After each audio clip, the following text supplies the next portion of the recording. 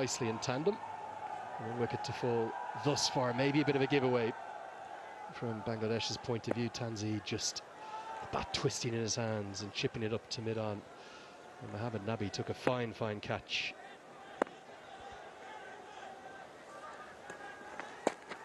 Ooh, now what was that? It might have been a little leg break. As I welcome Ahmed Fadaya alongside me. Full box of tricks he has, the youngster. Yeah, and I just noticed he's actually trying a different variation today. This is the shot that you were welcome with into the commentary box, Andrew. That was shot of the day, rightly said by Athar. Full face off the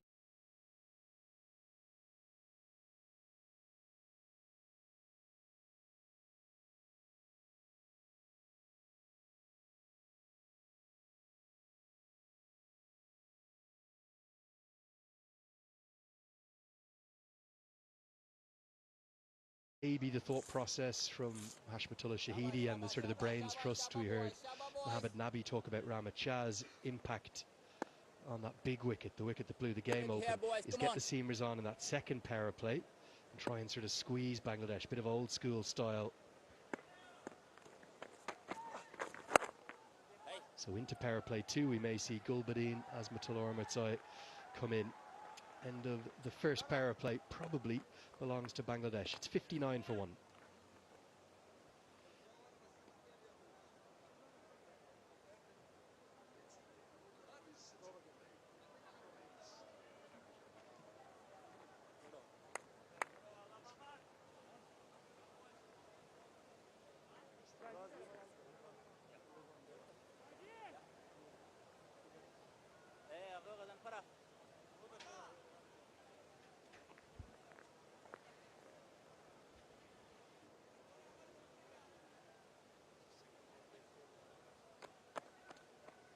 So the end of the first power play, we come in now to power play 2.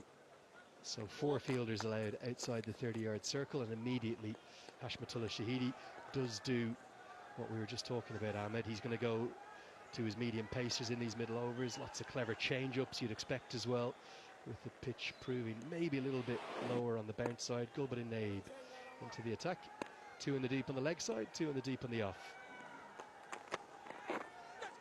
Pretty friendly loosener down the leg side. Second highest power play for Bangladesh versus Afghanistan in all ODIs. Just 1 run shy of the 60 they made against them at Lahore last year. Yeah, and that has been a very good start from Bangladesh. The intent was early on with a full toss offered. Tanzid cashed it out, but the second I think he just couldn't clear it. Maybe got carried away, but good catch. That breakthrough, and then there was a moment of stoppage of runs. Shanto and Soumya Sakal breaking the shackles and scoring runs nicely. Putting together 59 in the power play. As you rightly called it, I believe that it did belong to Bangladesh. Yeah, the way that these one-day international innings tend to evolve here at Sharjah, a war of attrition is kind of the way I would describe it. Maybe, arguably, the best time to bat in the whole day is this first 20 overs.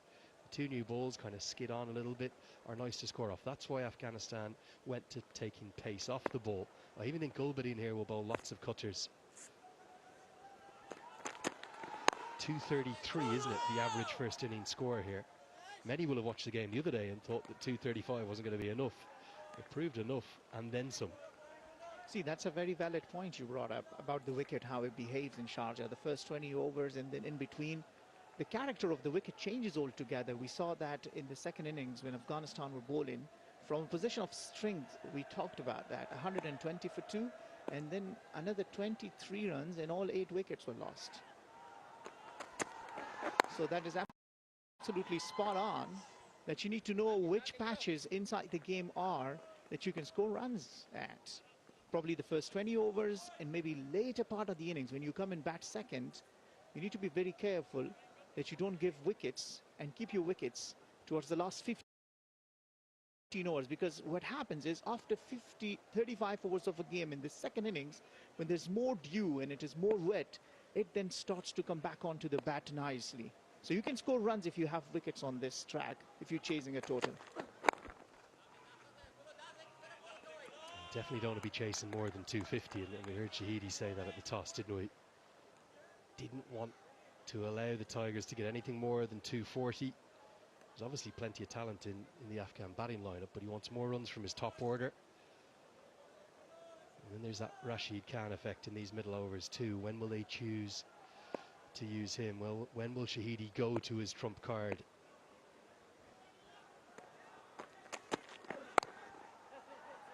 These middle overs, it's almost a little bit like a chess match, isn't it? Both sides kind of almost manoeuvring themselves to get a good platform to either get ahead of the game or force the opposition behind it. Absolutely. Kind of mind game strategies come into play. You see how you construct your innings, how you eye a particular bowler that you can target for scoring runs against, and who you are very careful against, particularly against Rashid Khan and Ghazanfar. I'm sure Bangladesh will have different thoughts. Another shot. This is beautifully hit. Welcome boundary. End of the over. 66 for 1.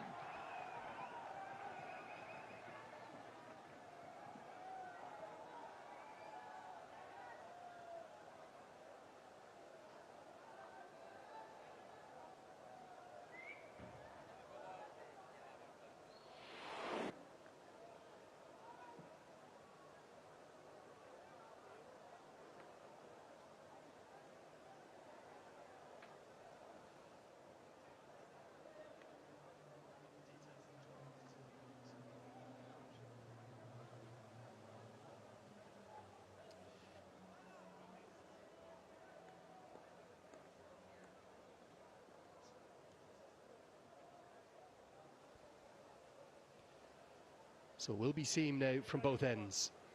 Good finish to the previous over.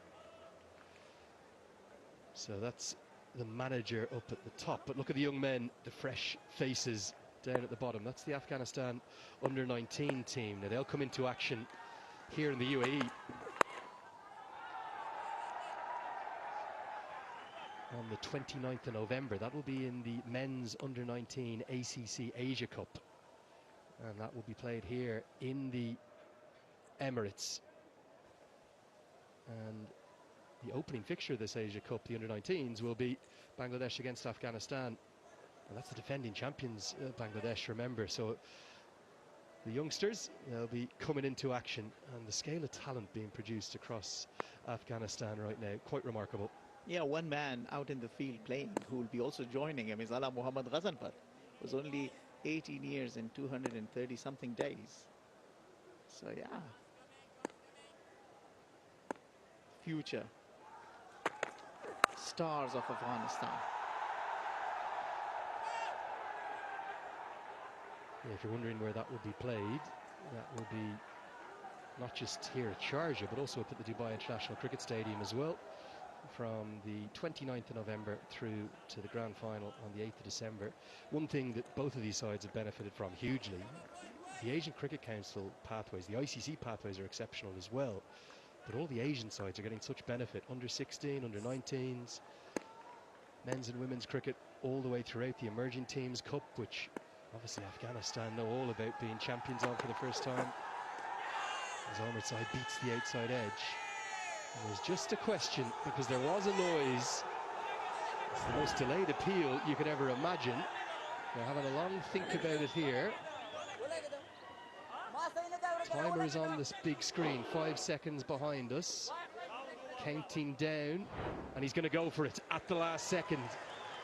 So was there a tickle on this, and is it the second wicket? Let's find out.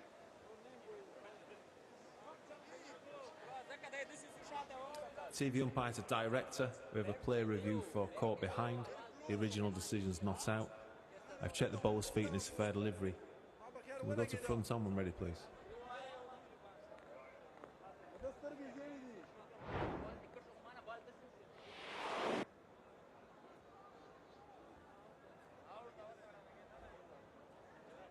Can we just go to Ultresh, please?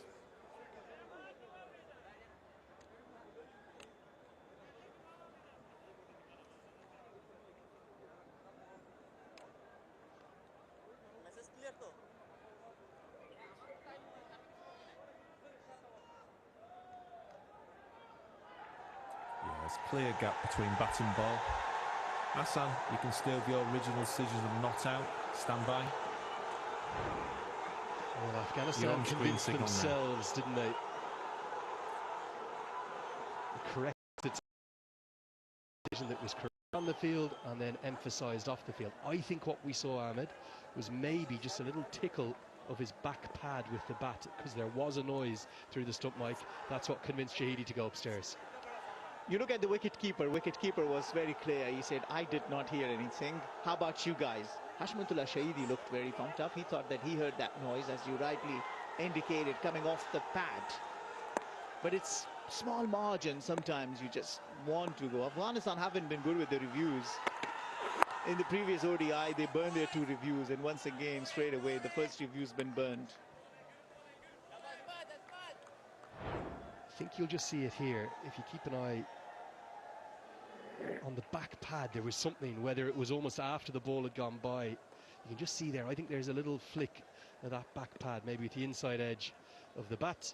Great use of the technology, the correct decision initially.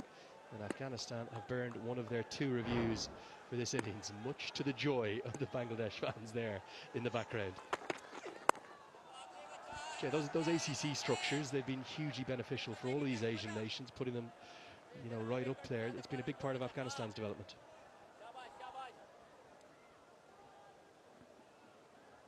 Isn't it nice to see them having these opportunities to play and prepare themselves for the biggest stages? It is these players from the under-19 structure that come forward and play for the national side. Afghanistan at the same time